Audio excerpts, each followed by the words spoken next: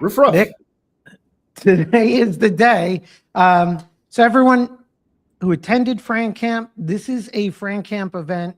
And what we're going to talk about is the Franchise Growth Report that we just issued. A lot of the data, a lot of the information was shared by FranCampers. And if you've been part of the event, part of FranCamp, if you haven't received your growth report, reach out to our team. We'll send it. But we're going to share that today, and we're going to dive into this. Nick, frame what we're about to do. That's actually like I know what we're going to do, but let me frame it this way. This report was built from the data that came out of FranCamp, and this is not perfect by any means, but I'm going to set how we did this.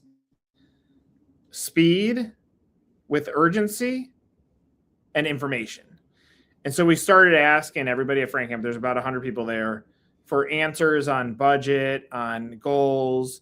And we moved it so freaking fast that there wasn't any time to really think about how do I adjust my answer. And so it was like, first answer come to mind. And I'm not saying like this is the best way to do it because there's tons of surveying, but when you look at industry data, when you hear, cost per deal is $15,000, those are built on like broad stroke, probably more restrictive data points where the franchisor doesn't want to share or be totally honest on what their deal value is or what their budgets are. And so this gave us an interesting perspective into real data, sped up with a pressure scenario where we collected it. And then because Charles is a AI wizard, he collected all the information and said, AI, now let's start understanding what this all means. And so to frame this for everyone watching, our next FranCamp event is June. It's going to be here in Red Bank, New Jersey. But the goal in putting these questions together and now the data dive that we're about to discuss is the concern is that you go to conferences, we all go to events, we get superficial layers of information. It's beneficial, but the key is implementation, next steps. So this is to keep the momentum going, but it's also a dig deeper. I think what you're going to find is as we diagnose the steps we need to take to grow our franchise brands, we're probably getting the order in reverse. Just as a framework, the questions that were asked during FranCamp, we're going to dive into them, and we're going to dive into strategy you could be implementing as soon as you get off this live stream. The questions were, what is the number one thing missing for explosive franchise growth? 2, what is the number one thing you can do that costs nothing to drive growth? 3, what is the number one thing you could spend money on to drive growth? 4, what's the value of one deal to your system? And 5, what's your primary growth goals for 2026? Again, as we go into FranCamp in June, we're going to be focused on each of these questions and reverse diagnosing this and coming up with solutions. So when we asked everyone, what is the number one thing missing for explosive growth? And we have a percentage distribution. The number one response, or 40%, was lead flow, better leads. 2 was sales process. 3, brand story. 4, validation. And 5 was leadership focus, had 5%. And Nick, what was, when we evaluate the data, which we share in the report, what's your big takeaway on the distribution of those responses? I'm gonna say 2 things, and you and I have talked about this before, where it's the inverted pyramid on these. That almost the most important thing is the smallest percentage. On the lead flow, better leads. First statement is, I think franchisors are indexing on the wrong data point. And when you say you want more leads, it's really that second part that you want, which is better leads. And what you're getting is probably, as long as you're spending some money, is probably conditioned for your brand. And so the goal setting happens that without data backed, and therefore it creates this like pressure point to get more leads. The reality is that bottom part of leadership and vision, like if you really break down why someone buys a franchise, that cultural element, the believability that the CEO or founder has the chops to get them to the next place on their wealth building, ends up being the most important. And when that is defined, that actually creates leads. So the only way you're going to solve problem 1, which was number one thing missing at 40%, is leads, is that bottom one as step one of is your leadership creating a clear vision that and putting the correct time against franchise sales that they need to do. Well, and so on the implementation phase here, right? So number one answer, lead flow. And to Nick's point, if we reverse the responses, and so where everyone listening, if you want to increase your lead flow, our advice is reverse engineer this. Let's start with where your team is focused at the leadership level. What does our validation look like with franchisees or within the brand? Let's audit what is our brand story and our positioning. And this comes into play even more so now with AI. What is not only my positioning against other brands, but what is the AI narrative that when people ask questions about my brand, AI is going to repeat? And then go into sales process and then evaluate lead flow, right? So the problem is we go to these conferences, events, or we're working on Band-Aid solutions saying we need more leads versus ground up first leadership, validation, brand story, making sure our process, right? We don't have a leaky bucket, and then attack that lead flow. On the assessment side of it, as we evaluate the data, I think so many brands are focusing on lead flow, but they don't have clarity on the sources of their leads. They don't have clarity on their sales funnel and how it's performing. And they're overlooking conversion mechanisms, which is their brand story. So before you focus on that lead flow, you need to focus on those other items. One of the, in the growth report, an exercise here is to really just take a step back, a small exercise, which is what were your best converting lead sources in the past 12 months, lowest converting, what's the stage where your deals stall, and what does your conversion process look like? So I think that's where brands need to focus. Nick, I happen to think that, if you just move the needle slightly on conversions of your lead and you do it through your brand story, more clarity, more validation, it's going to solve a lot of problems. Okay, I agree with that. Okay, so, and any questions, guys, just fire them in for sure. Second question, number one thing you could do that costs nothing. And again, responses at 30% networking, then founder-led visibility, outreach to existing contacts, storytelling, focus, discipline, consistency. Again, if you had this question, even if you're thinking about the law firm, yeah, what would you do to market it that costs zero? Yeah, I mean, I over-index on this nonstop, right? I think I'm just So for me, the thing that costs nothing, that's interesting. So, and we're working with a coach. So one of the most important things we've been focused on is, and this sounds cliche, but it's not, is client service. So our recognition that no matter how shiny of an object or our videos or whatever organic and genuine thing we're doing, nothing is going to grow our firm as successfully as raving fan and very satisfied clients. So we know that. And now instead of just paying lip service to it, what creates that satisfaction? Well, it's responsiveness, but not only responsiveness, problem solving, which then for me has led to our team, which is amazing, but I need to equip them. So one little thing I'm doing, every Thursday, we have a training session with me and the team. We record them. We're talking about real things like client emails, how we're responding to them, what clients want to hear. So to me, it's the most basic, which is the customer service level. Well, that is good for keeping and growing what you currently have. What about for outside of there? Outside, it's this, right?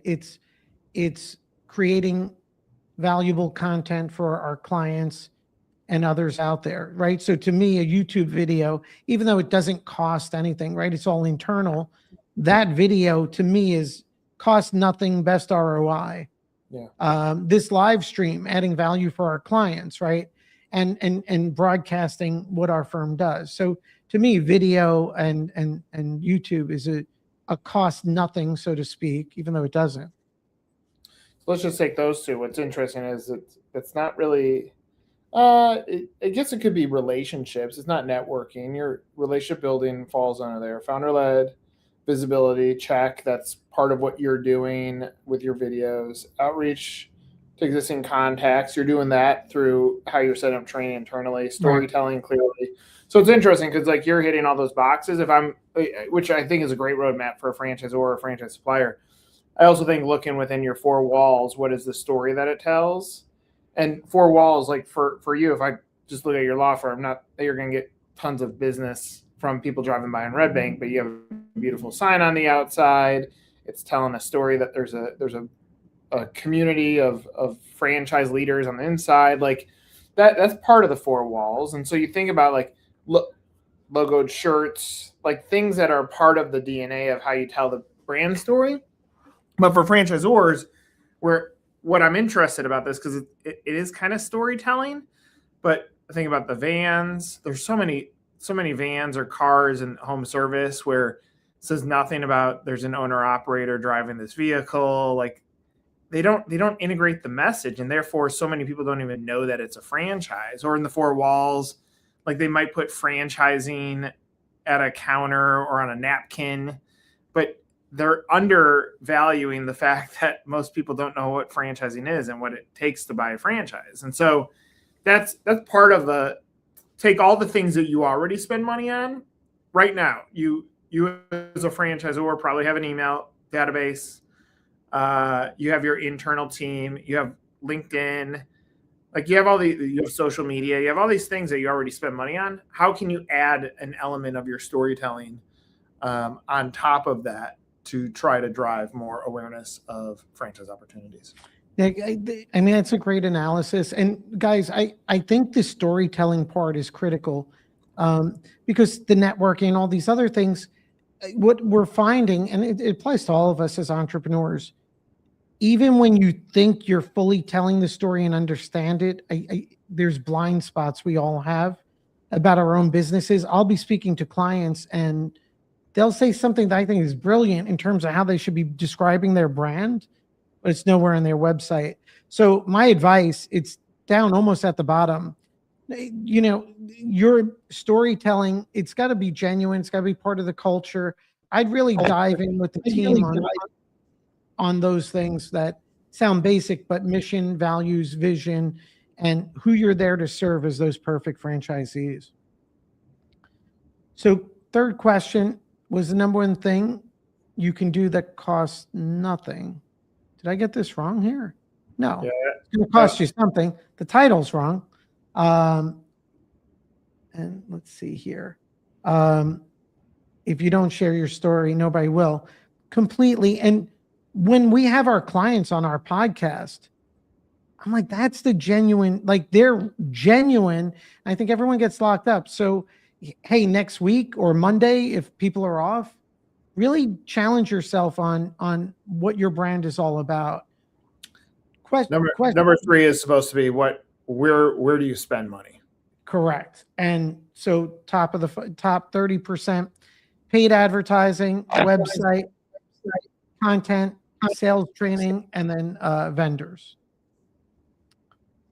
So Nick, lead the way here on spending money? I mean, if you take the top 2, what's interesting is if you go back 5 years, the top 2 would have been probably expos, PR, maybe digital a little bit. Now flash forward, now we have paid advertising 1, like over-indexed on digital ad spend, which is very competitive. And if you haven't nailed your brand story, I'll give you a real example. I was talking to a prospective client yesterday, larger brand. They have aggressive growth goals. I went to their website. It was not very good. I go, if it were me, I wouldn't spend 1 penny until you get this website right. Well, the website falls under the bucket of where they're going to spend money on, but that should be number 1. Like you have to have the perfected brand story and positioning and messaging on your website or else anything that you spend on paid is going to be even more challenging because the user is not going to know clearly what to do when they get to the website. What problem do you solve and what to do? So I think this has changed over time. Development support, we didn't dive deeper into this, but that could also be in FSOs or brokers as a part of this. But none of this is surprising. The AI visibility, I'm glad that that's starting to appear because, and I showed this yesterday on a webinar that I did, the presentation that we had for Let's Grow. Like if you don't control this narrative, your competitors will, and if your competitors own it, they're going to take your candidates. And so I'm glad that this is on the list. I'm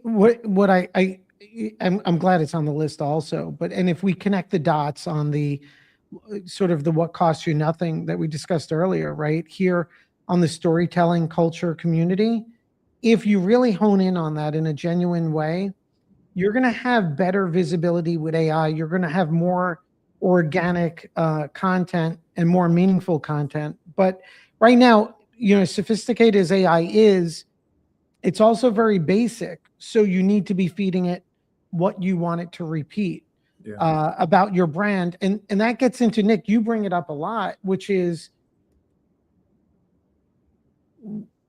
who are you an alternative to? Who are you a good fit for? What's the positive and what's the challenges in your business? If you go at that holistically with a consistent theme, there's a ton of opportunity out there. I don't know if this question comes up often, and it's a smart question, but do you recommend a separate website versus a friend development page on the consumer site? Nick, I don't know if you have any thoughts on that. I recommend it separate for two reasons. One, AI world, it creates a clear separation of messaging. So when AI is understanding what is your story from a franchise standpoint, you can keep it very, very specific. And then secondly, from a tracking standpoint, it's a lot easier to track the behaviors of your clicks from an analytics standpoint if it's all on a franchise website versus commingled with the consumer. Because the consumer, you're going to have tremendous more clicks than a franchise site, but I would keep those separate. Yeah, I think that's good advice.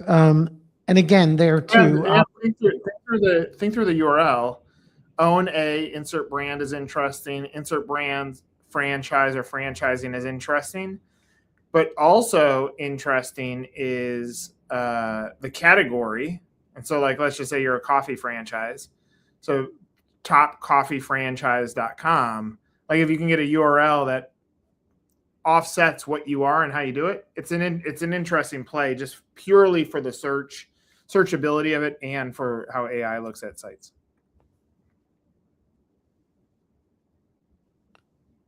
Number 4, what's the value of one franchisee to your system? Nick, and part of the FranCamp playbook, there's 4 quadrants in it. But the section on valuing a deal and reverse engineering the economics of your system, right? Royalty flows and whatnot. But I think this exercise was great because when you're evaluating the value of the deal, then you dive into, well, how much am I willing to invest in acquiring that deal, and what am I putting behind it? So the observed response patterns, they range from pretty much equal distribution, where some brands were valuing the deal based on the initial franchise fee. Some were doing initial franchise fee plus short-term royalties. And then there was a third that really didn't have a clear calculation of how they were valuing their deal. And Nick, I think you framed this well because, again, you're tying it to, marketing and development. But why is this question become so important for you at FranCamp? Goes back to what are you willing to spend on a deal. So I just pulled up one of our mutual clients that goes to FranCamp. We're just showing you the assessment that we did on them. I'm gonna leave the brand out, but I'm gonna tell you how we looked at this. And so we looked at gross sales over a 3-year period per location. And then we multiplied it by the royalty to give a sense of what kind of cash is going to come in over 3 years from a location. Now, this particular brand, these are all corporate, but it still gives us a sense. And so at a high end 3-year royalty, the highest end is $505,000, and the lowest end is $183,000. So let's take the $183,000 to be safe. Let's take a low performing franchisee that's not scaling. I mean, if I said take a third of that and spend it to go get the right operator, that'd be a $60,000 per deal budget. If I say $60,000 per deal budget to a franchisor, they balk. They're like, there's no way. I want to get my deals down to 5. I'm like, I would like a yacht in Miami and not be in franchising, but there are things that I can't have. The point being, like, when you start looking at what these numbers drive from an enterprise value, it should set the tone of what you should invest. Now, that doesn't mean you're going to have all this cash on the sidelines, because this is a cash game. Franchise growth is a cash game, and you can borrow cash by using a franchise broker, which means you're paying off of the franchise fee for performance, or you can invest cash, which is more of like the digital or the shows or everything else.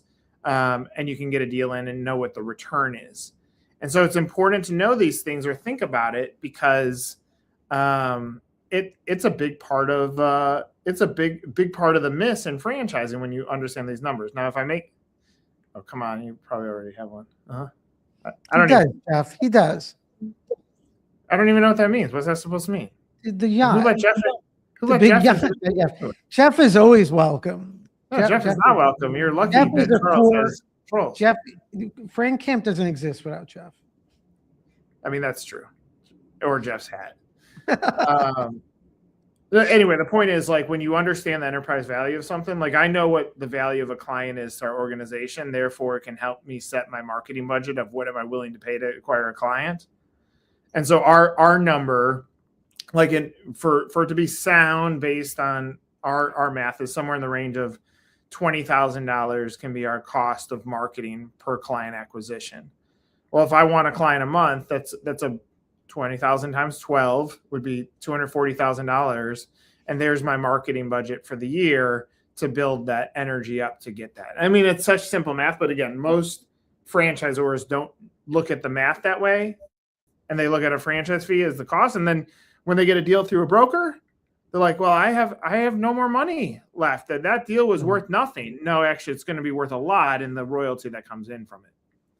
Yeah, look, everyone watching, I mean, I challenge, if you have time, what's the 5-year value of a deal, right? What does that look like? I think what's important about that question is it's a mindset shift, and it's less sales franchise fee focused. It's more long-term value. And then I think it could help at least motivate or change behavior on what needs to be done in terms of acquisition. Primary growth goal for 2026. So observe patterns. We had 40% were focused on adding a certain number of units or to their franchise system. So franchise sales. 20% was revenue focused. Typically it was for royalty growth, which was a good sign. 20% was system stability, validation, conversion, readiness, and then 20% was just general. How do we put this together into a workable framework, Nick? I mean, we have FranCamp in New Jersey coming up in June. How do we structure a game plan? Go up to the top.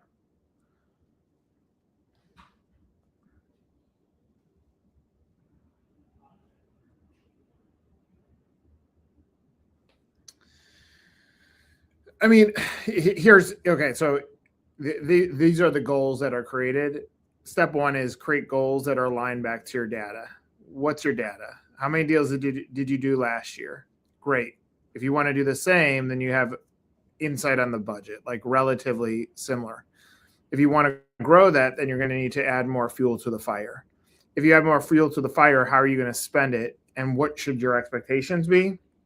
I've used this number many times. 6.4 months is the time it goes from impression to inquiry. So you could spend $100,000 today on Friday, February 13th, and you won't get anything until August. And so that's a hard pill to swallow, but that's how you get this engine going. And so oftentimes so many brands don't know how to look at this funnel that goes backwards.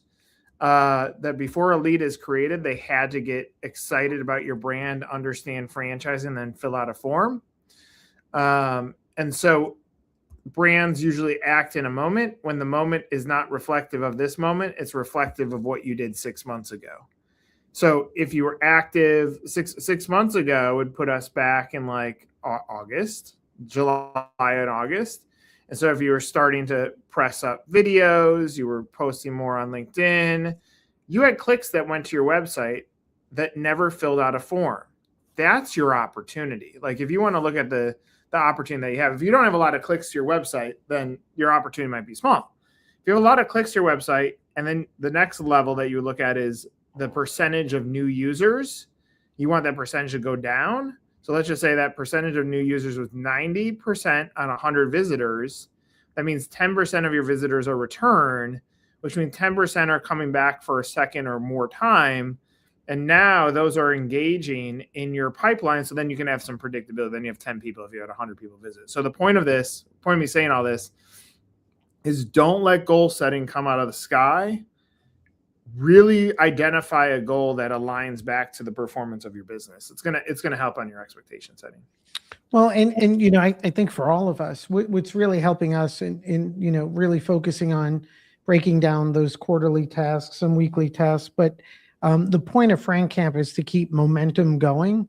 And so, guys, what's coming up next? If you don't have this report, just reach out to our teams or reach out. We will send it to you.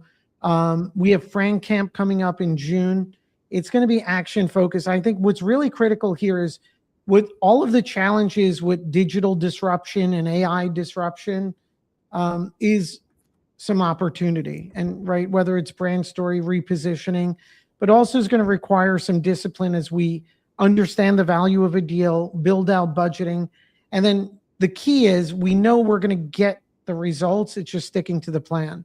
So just be on the lookout. If you haven't signed up for FranCamp New Jersey, do that. And also we're launching for FranCampers, and it's super low cost. It's nothing really, is a monthly program. And we have information on that, and definitely reach out to our team and we'll follow up. Can I have a share screen for a second?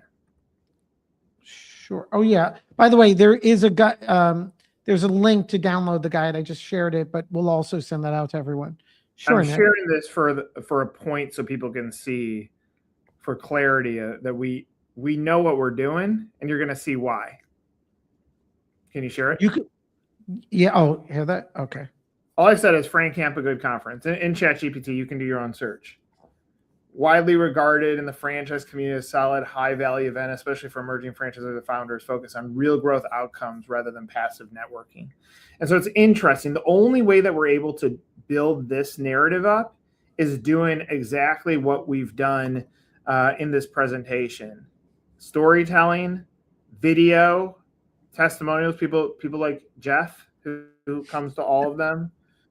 But the point of me showing this is this narrative is now being created because we're following exactly what we've been talking about in this presentation. And so use this as your avatar. You want to get to this level so that when you search for your brand, is your brand a good brand? You want something like this. And so now it says, like, if you're looking for practical tools, planning frameworks, and a community of franchisors who want to improve, FranCamp tends to deliver strong value. And so, again, I'm sharing this just so that you can see in practice what Charles and I have been doing for setting the right narrative, credibility through others, and now production through AI. It's seen FranCamp as one of the top industry events. And that's after us doing this for 2 years. So, yeah, I mean, it's the consistency, guys. And our friend Simon, always appreciate that Simon's here. I want to know what he's laughing at, though. Look at that photo. Like he's whatever joke was told to Simon, like he is having the greatest laugh ever. Yeah, it's a good photo. Guys, I appreciate spending time with us. And if you need anything, you need the report or the links, reach out to our team. And Melissa put it in the chat as well. oh yeah, that's right. Okay. Well, that is FranCamp, and look forward to our next episode, Nick. Have a good weekend.